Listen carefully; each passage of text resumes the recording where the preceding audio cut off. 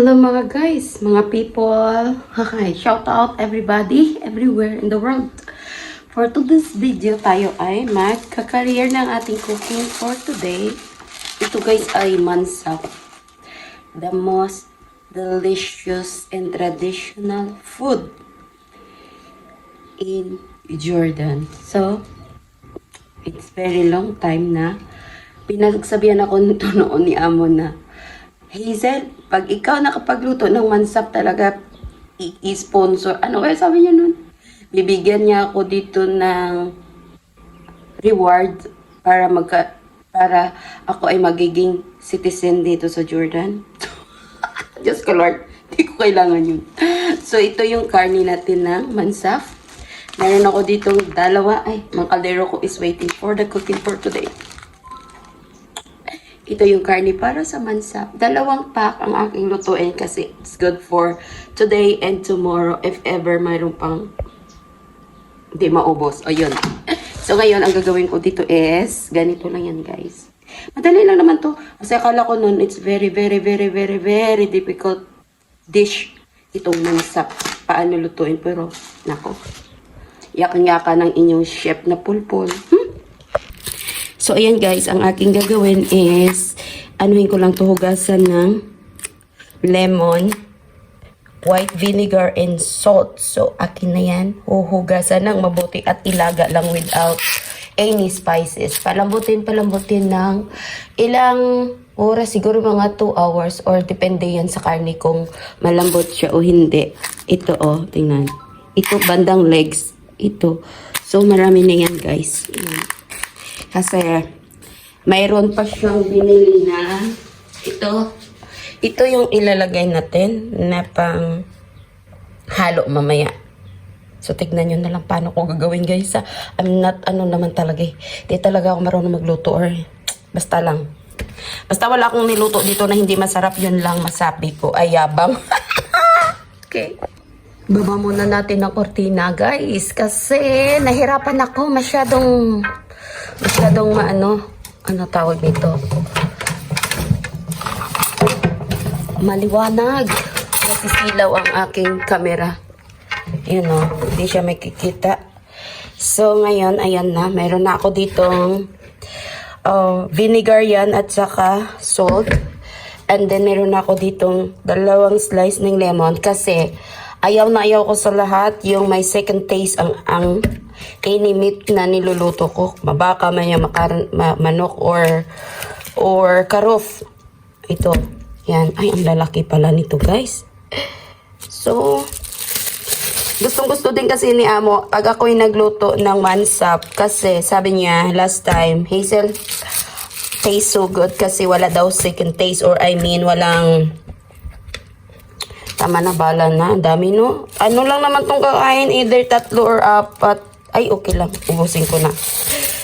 Gusto niya ako yan magluto ng mansap kasi wala daw second taste. Ang ginagawa ko dito is lamasin ko siya sa asin with vinegar and lemon.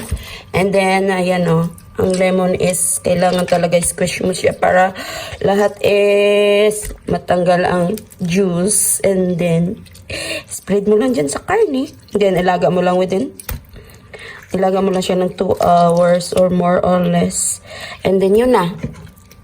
Yan. Tapusin ko muna kasi alam nyo naman, sa lahat ng paggagawa is mahirap pag one hand lang yung gamit, diba? Kaya ganito ako maglinis talaga guys. Gusto ko talaga malinis na malinis. As in, ayaw ko yung lumalangsa. Ayaw ko yung may mga amoy-amoy.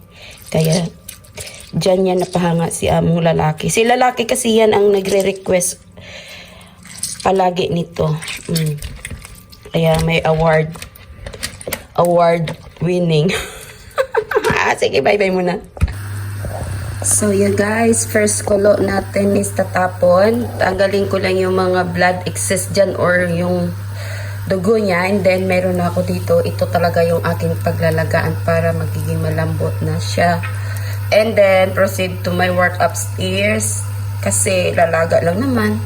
Then, mamaya na ako magluto ng rice with color ba yun? Lagyan ko ng basta mamaya na. And then, i-blender ko ito. I-blender ko to. Tapos, yan ang magiging sabaw or sauce niya mamaya. Ayan.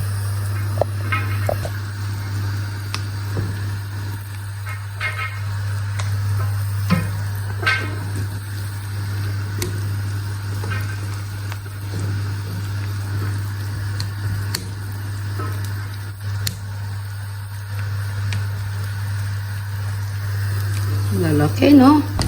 Lalaki ng hiwa. Ay, nako. Hindi mo maubos. Pag ako yan, hindi ko maubos isang hiwa na yan. Isang slice na yan, hindi ko maubos talaga yan, guys. Ba? Yan. Yan. Sa sobrang dami, kala mo may bisita kami, no? May bisita sila mo, pero wala.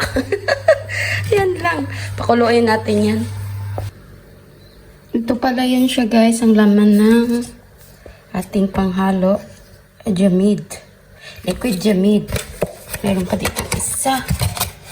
Tapos meron pa yatang ano. Tanungin ko nga muna si Amo kung iyon ba yung yogurt na binili niya is para din sa mansa. So yan again ating yogurt or jamid. Yun talaga yung jamid, yung panghalo talaga sa mansa. So, ito na yung ating meat. Ayan, kita nyo ba may tinidor ha? Para mabilis lumambot. And then, nandito ng aking rice. Super yummy na yan. Oh. Super yummy na yung ating mansap rice. And then, pag nakulo na, medyo lumapot na, i-add na lang natin. Or, depende sa'yo, iahaw nyo yan ng karne or sa pirit. Or, i-drop nyo dito sa yogurt. Pero mas maganda i-drop nyo sa yogurt kasi mas malasa. Diba? That's it. Or, ito na lang yung ating live for today. Thank you for watching. Oh, ito na yan, guys. Finish na tayo. So, hanggang sa susunod. Thank you for watching. I-picture na natin yung, ano natin dyan. Presentation picture. Later. Okay, bye.